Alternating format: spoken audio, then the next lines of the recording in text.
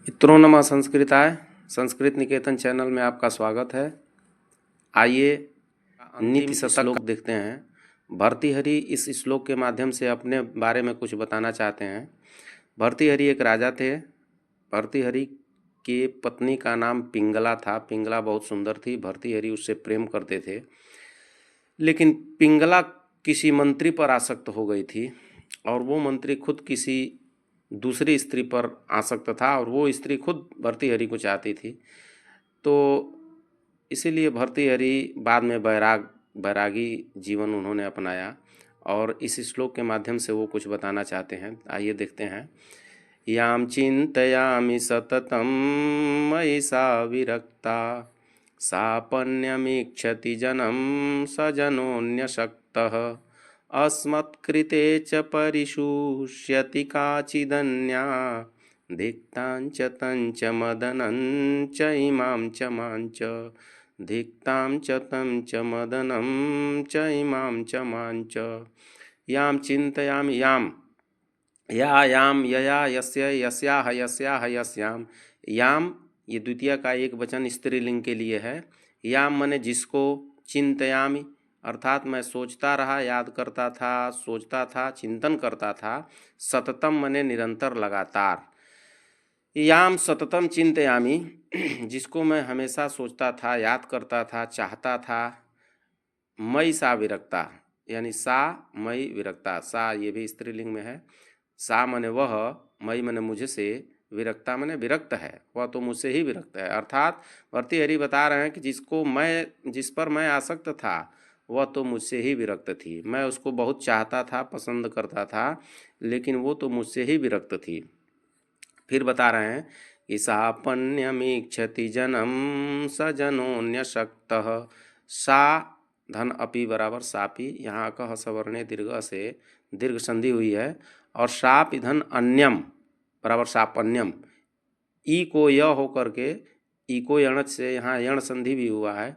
तो सा अपि अन्यम इच्छति, वह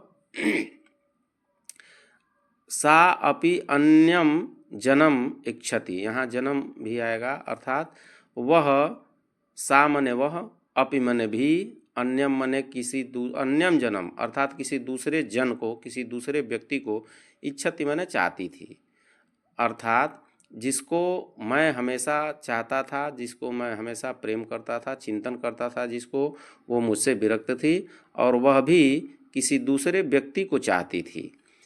फिर आगे बता रहे हैं कि स जनो अन्यशक्तः। स मने वह जन जिसको वो चाहती थी, वह जन अन्य अशक्तः किसी दूसरे पर आसक्त था। अर्थात याम चिंतयामि सततम मयि सा विरक्ता सापन्यमीक्षति जनम स जनोऽन्यशक्तः। याम मने जिसको मैं हमेशा सोचता था, चिंतन करता था, चाहता था। सा मयि विरक्ता, वह मुझसे ही विरक्त थी। सा अपि अन्यम जनम इच्छति, वह किसी दूसरे जन को चाहती थी। और स जनोऽन्यशक्तः, वह जन भी किसी अन्य पर आसक्त था। फिर बता रहे हैं कि अस्मत् कृते च परिशुष्यति काचिदन्या।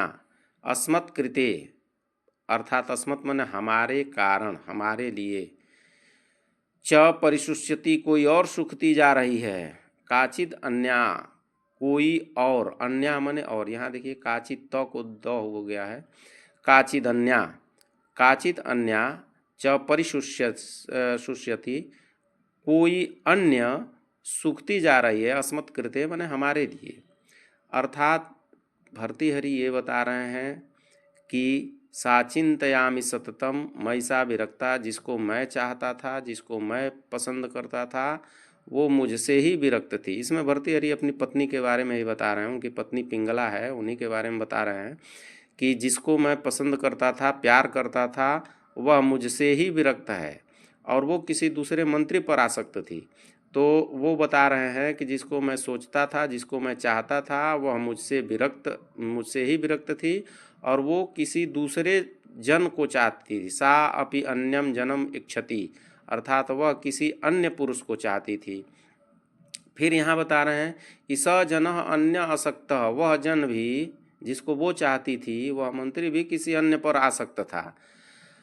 और तीसरी लाइन में बता रहे हैं कि अस्मत् कृते च परिशुष्यति काचिदन्या, कोई और है हमारे कारण, हमारे लिए, काचिद अन्या, कोई और दूसरी है जो सूखती जा रही है, अर्थात भर्तृहरि को भी कोई और चाहती थी।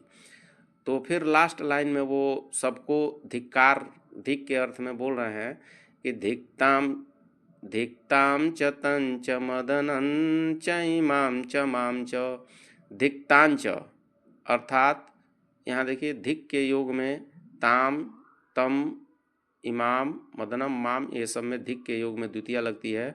अभितः परितः समया निकषा हा प्रतियोगे द्वितीया से द्वितीया हो जाती है धिक के योग में। तो यहाँ लिखा है धिक्तांच, तान तान धिक, ताम धिक अर्थात उसको धिक्कार है। ताम किसको? तो वो अपनी पत्नी को बोल रहे हैं, पत्नी के लिए, कि जिसको वो चाहते थे, जिसको भर्तृहरि चाहते थे, मैं जिसको चाहता हूँ उसको धिक्कार है। ताम धिक माने उसको धिक्कार है। और च तम धिक, तम धिक मतलब उस व्यक्ति को जिसको वो चाहती थी उसको भी धिक्कार है। और यहाँ देखिए मदनम का मतलब कामदेव होता है या चाहत मान लीजिए, यहाँ मदनम का मतलब ये है। और यहाँ देखिए इमाम धिक, इमाम सबके साथ ये धिक जुड़ेगा, धिक तम के साथ भी ताम धिक, तम धिक, मदनम धिक, इमाम धिक और माम धिक। तो ये जो ताम धिक है वो उसके लिए है जिसको वो चाहते थे। बोल रहे हैं कि ताम धिक उसको धिक्कार है जिसको मैं चाहता था और वो किसी और को चाहती थी। और तम धिक, ताम धिक का मतलब ये हो गया कि जैसे उसको धिक्कार है कि मेरे चाहत को वो समझ नहीं पाई, मेरे प्यार को वो समझ नहीं पाई और वो किसी अन्य को चाहती थी। और यहाँ तम धिक उसको धिक्कार है कि वो मुझे छोड़ करके जिसको चाहती थी वो किसी और को चाहता था, इसके चाहत को वो भी नहीं समझ पाया, तो उसको भी धिक्कार है। और फिर यहाँ देखिए बोल रहे हैं कि इमाम धिक, इमाम धिक और च माम धिक। और इमाम धिक यहाँ बोल रहे हैं कि वो उसको धिक्कार है जो मेरे कारण सूखती जा रही है, अर्थात मैं उसको नहीं चाहता हूँ फिर भी वो मेरे लिए सूखती जा रही है। जिसको ये भर्तृहरि को जो चाहती थी औरत, उसको बता रहे हैं कि वो मेरे कारण सूखती जा रही है और मैं उसको चाहता नहीं हूँ, तो उसको भी धिक, इमाम धिक। और यहाँ कह रहे हैं कि माम धिक अर्थात मुझे भी धिक्कार है कि मैंने उस पर उसको चाहा, उस पर भरोसा किया, विश्वास किया, तो मुझे भी धिक्कार है। और अंत में यहाँ देखिए बीच में उन्होंने लिखा है कि मदनम धिक, मदनम धिक ऐसी चाहत को धिक्कार है, ऐसी चाहत को, ऐसे कामदेव को भी धिक्कार है, क्योंकि चाहत के कारण ही भर्तृहरि बता रहे हैं कि भाई चाहत ही है जिसके वजह से मैंने उसको चाहा, तो मेरे चाहत को वो समझ नहीं पाई, वो किसी और को चाहती है, तो उसको धिक्कार है। और फिर उसके चाहत को वो दूसरा व्यक्ति समझ नहीं पाया, इसलिए उस व्यक्ति को भी धिक्कार है। और मेरे लिए जो सूखती जा रही है, जो मुझको चाह रही है, मैं उसको नहीं चाह रहा हूँ, उसको भी धिक्कार है। और सबका जो कारण है, और मुझे भी धिक्कार है, माम धिक, मुझे भी धिक्कार है कि मैं जो है मैंने उस पर भरोसा किया। और इन सबका जो मूल कारण है वो मदनम धिक, मदनम धिक का मतलब चाहत को, ऐसी चाहत को, ऐसे कामदेव को भी धिक्कार है जिस चाहत के चक्कर में ये सब हो रहा है। तो ये उन्होंने इस श्लोक के माध्यम से अंत में बोला है कि ये लास्ट वाली जो लाइन है, धिक्तांच तंच मदनम च इमाम च माम च, अर्थात ये सबको धिक्कार है, इस चाहत से संबंधित जितने लोग हैं वहाँ उनको धिक्कार है। यहाँ देखिए ताम धिक उस औरत को जिसको ये चाहते थे उसको धिक्कार है, तम धिक उस व्यक्ति को धिक्कार है जिसने जो मुझे छोड़ करके और उसको चाही और वो जो है उसके चाहत को समझ नहीं पाया, तो उसको धिक्कार है। और इमाम धिक उस औरत के बारे में बोल रहे हैं जो भर्तृहरि को चाहती है, उसको भी धिक्कार है, क्योंकि जब वो खुद बोल रहे हैं कि मैं उसको नहीं चाह रहा हूँ, लेकिन मेरे मेरे कारण वो सूखती जा रही है, तो उसको भी धिक्कार है। और मामधिक, मुझे भी धिक्कार है कि मैंने उस पर विश्वास किया, मैंने उस पर भरोसा किया। और इन सबका जो जड़ है, मदनम धिक, जो कामदेव हैं, सबका जड़ कामदेव ही है, अर्थात चाहत है। ऐसी चाहत को भी धिक्कार है। तो मित्रों, भर्तृहरि इस श्लोक के माध्यम से अपने जीवन के बारे में कुछ बताया है उन्होंने, और ये नीति शतकम का अंतिम श्लोक है।